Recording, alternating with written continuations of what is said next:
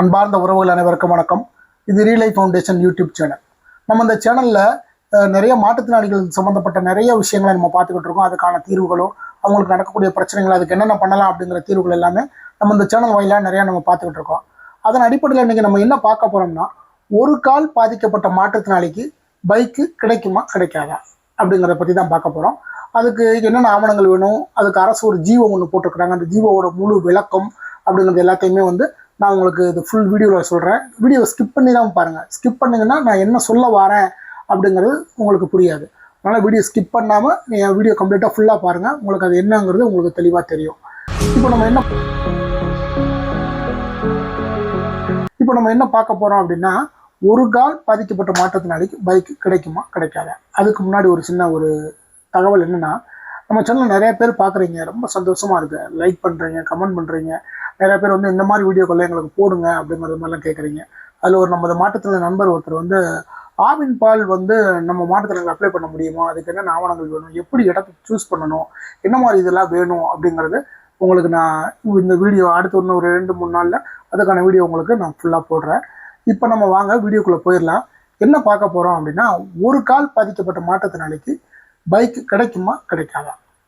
கண்டிப்பாக கிடைக்கும். எப்படி அப்படின்னா, இதுக்கு முன்னால் எப்படி இந்த பைக் கொடுத்தாங்க அப்படின்னா, கடுமுடல் ஊனமுற்றோர் அப்படின்னு சொல்லுவாங்க. தவழ்ந்து செல்லக்கூடிய மாற்றுத்திறனாளிகள் 75% மேல் உள்ள அனைத்து மாற்றுத்திறனாளிகளுக்குமே பைக்கு கொடுத்தாங்க. அது எதனால் அடிப்படையில் கொடுத்தாங்க அப்படின்னா, கை மட்டும் நல்லா இருக்கணும். இடுப்புக்கு கீழே எப்படி இருந்தாலும் பிரச்சனை கிடையாது, கை நல்லா இருக்கணும். ஏன் கை நல்லா இருக்கணும் அப்படின்னா, அந்த பைக் பேலன்ஸ் பண்ணி போயிடணும். திடீர்னு சடக்குன்னு திருகிட்டா வண்டி வேகமாக போயிடுச்சு அப்படின்னா அதை கண்ட்ரோல் பண்ணுறதுக்கான பவர் அந்த கையில் இருக்கணும். அப்படிங்கிறதுக்காண்டி அந்த கை நல்லா இருந்தால் உள்ள மாற்றுத்திறனாளிகளுக்கு 75% மேல் உள்ள கடுமுடல் ஊனமுற்ற மாற்றுத்திறனாளிகள் கொடுத்தாங்க. இப்போ அரசாணை 2023 என்ன ஒரு அரசாணை போட்டிருக்காங்க அப்படின்னா, 60% மாற்றுத்திறனாளிகள் அப்படின்னா கடுமுடல் ஊனமுற்ற மாற்றுத்திறனாளிகளில் போலியோவால் ஒரு கால் பாதிக்கப்பட்ட மாற்றுத்திறனாளிகள் ஒரு விபத்தில் ஒரு காலை முட்டிக்கு மேலே 65% உள்ள காலை எடுத்துட்டாங்க அப்படின்னா அந்த மாற்றுத்திறனாளிகள் எல்லாத்துக்குமே பைக்கு கொடுக்குறாங்க. அதில் எந்த விதமான சந்தேகமும் இல்லை. எப்படி கொடுக்குறாங்க, அதுக்கு என்ன வயசு வேணும், 18 to 65 வயதுக்குள்ள யாருனாலும் விண்ணப்பம் பண்ணிக்கலாம். சரி, வேற யாராருக்கெல்லாம் இது ரொம்ப முக்கியத்துவம் கொடுத்து யாராருக்கெல்லாம் கொடுக்குறாங்க அப்படின்னா, கல்லூரி மாணவர்கள், வேலைக்கு செல்லக்கூடியவங்களுக்கு கொடுக்குறாங்க. ஏன் வேலைக்கு செல்லக்கூடியவங்களுக்கு கொடுக்குறாங்க அப்படின்னா, இன்னைக்கு பெட்ரோல் விலை எவ்வளவு, 120 ரூபா பெட்ரோல் விலை. நம்ம அந்த பைக் எடுத்து வெளியே போனால் அந்த பெட்ரோல் போடுறதுக்கான நமக்கு தகுதி இருக்கணும்ல. உண்மை தானே. சும்மா நம்மளும் வண்டியை வாங்கிட்டோம் எடுத்து சுற்றின நடுவில் வெட்டுற பெட்ரோல் நம்ம நின்ற முடியும். ஒரு இடத்துல வேலைக்கு போகிறோம், டெய்லி 500 சம்பளம் கொடுக்குறாங்க, 600 சம்பளம் கொடுக்குறாங்க. ஒரு காலேஜுக்கு அந்த பையன் போகிறான், அவங்க அப்பா பாக்கெட் பண்ணி கொடுக்குறாங்க, காசு கொடுக்குறாங்க அப்படின்னா அதை பெட்ரோல் போடுறதுக்கான அந்த கேப்பபிலிட்டி இருக்கும், அந்த சக்தி இருக்கும், அதை நம்ம வண்டி ஓட்டுறதுக்கான திறமையும் இருக்கும். அது போக அந்த பெட்ரோல் போடுறதுக்கான தகுதியும் இருக்கணும்ல. அப்போ தான் வண்டி வாங்க நமக்கு பிரயோஜனமாக இருக்கும். அதனால இப்போ கல்லூரி போன மாணவர்கள், வேலைக்கு செல்லக்கூடிய உங்களுக்கு வண்டி கொடுக்குறாங்க. 18 to 65 வயசுக்குள்ள மாற்றுத்திறனாளிகள் யாராலுமே வந்துக்கலாம். இதில் என்ன ஒரு இதுன்னா, இப்போ மலைப்பிரதேசங்கள்ல இருக்காங்கல்ல, கொடைக்கானல், ஊட்டி, அந்த மாதிரி உள்ள மாற்றுத்திறனாளிகளுக்கெல்லாம் ஒரு 60-65% உள்ள மாற்றுத்திறனாளிகள் என்ன கொடுக்குறாங்கன்னா, அந்த 3 வீல் பொறுத்துன அந்த ட்ரைசைக்கிள் கொடுக்குறாங்க. அதெல்லாம் எப்படிங்க சாத்தியமா? ஒரு மலைப்பிரதேசத்தில் சாதாரணமாக 2 கால் நல்லா இருக்க ஒரு நார்மல் பர்சனே வண்டி ஓட்ட முடியாது. ரொம்ப பள்ளமாக இருக்கும், இல்லை ரொம்ப மேடாக இருக்கும். எப்படி ஓட்டுவாங்க? அதை அப்படி கையை வச்சு ஊனி இழுத்து செஞ்சு போகும்போது ரொம்ப மூச்சு வாங்கும், நெஞ்செல்லாம் வலிக்கும். சரி, ஒரு இறக்கத்தில் மடமடன்னு இறக்கத்தில் இறங்கிடும். எப்படி போய் வண்டி அவங்க போய் பேலன்ஸ் பண்ணுவாங்க? அதெல்லாம் கொஞ்சம் யோசிக்கணும். அவங்களுக்கு கொஞ்சம் தளர்வு கொடுக்கணும். ஒரு 40% இருந்தாலுமே அவங்களுக்கு வண்டி கொடுக்கலாம் அப்படிங்கிற மாதிரி ஒரு சில மலை பிரதேசங்களில் வாழக்கூடியவங்க, ஊட்டி, கொடைக்கானல், வால்பாறை, இந்த மாதிரி இடங்கள்ல உள்ளவங்க, இவங்களுக்கு எல்லாமே நம்ம அந்த ஒரு சிறு தளர்வை கொடுத்தாங்கன்னா, நம்ம தமிழக அரசு கொடுத்துச்சுன்னா ரொம்ப நல்லாயிருக்கும். அதுக்கப்புறம் என்னன்னு கேட்டிங்கன்னா, இன்னும் என்னென்ன வேணும் அப்படிங்கிறதுக்கு இன்னொரு டாக்குமெண்ட் என்னன்னா, மத்திய மாநில அரசில் வேலை பார்க்குறாங்க இல்லையா மாற்றுத்திறனாளிகள், அவங்களுக்கு பயணப்படின்னு ஒன்று கொடுப்பாங்க. அதனால அவங்களுக்கு அரசு வேலை பார்க்கறதுனால அவங்களுக்கு இதில் எலிஜிபிலிட்டி வர மாட்டாங்க, அவங்களுக்கு வண்டி கொடுக்க மாட்டாங்க.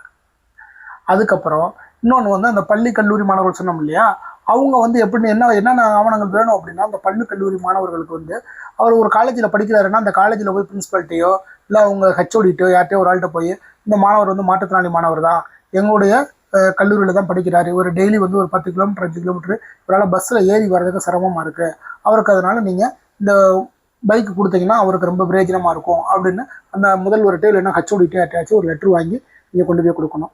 வேலை செய்கிறவங்க என்ன செய்யணும், வேலை செய்கிற நிறுவனத்தில் ஐயா இவர் வந்து மணிகண்டனுங்கிறவர் வந்து ஒரு கணக்கு பிள்ளையா இருக்காரு, ஒரு பேக்கெட் போடுறாரு, ஒரு இந்த மிஷின் ஆப்ரேட்டராக இருக்காரு, இவர் டெய்லி எங்கள் கம்பெனிக்கு வர்றதுக்கு ஒரு 5 கிலோமீட்டர் 6 கிலோமீட்டர்லேருந்து ரொம்ப சிரமப்பட்டு வராரு செய்கிறாரு, அதனால் இவருக்கு இந்த பைக் கொடுத்தீங்கன்னா இது அவருக்கு ரொம்ப புண்ணியமாக இருக்கும், பிரயோஜனமாக இருக்கும் அப்படிங்கிற மாதிரி அவங்ககிட்ட ஒரு லெட்ரு வாங்கி லெட்டர் பேடில் வாங்கி இல்லைன்னா ஒரு நார்மல் விளம்பரங்கள் வாங்கி சீல் போட்டு கையில் கொடுத்துட்டா அதுக்கான வேலை முடிஞ்சு போச்சு. இதுகளெல்லாம் சேர்த்து நம்ம ஸ்மார்ட் கார்டு, யூடிஐடி கார்டு, நம்மளுடைய ஆதார் கார்டு, நம்மளுடைய ஃபோட்டோ, அப்புறம் வந்து அந்த கம்பெனிலேயோ அந்த காலேஜ்லேயோ வாங்கின அந்த லெட்ரு, இது எல்லாத்தையும் வச்சு நம்ம மாற்றுத்திறனாளி சமூக நலத்துறையில் கொண்டு போய் இது மாதிரி எனக்கு வண்டி வேணும்னு விண்ணப்பிக்கணும்.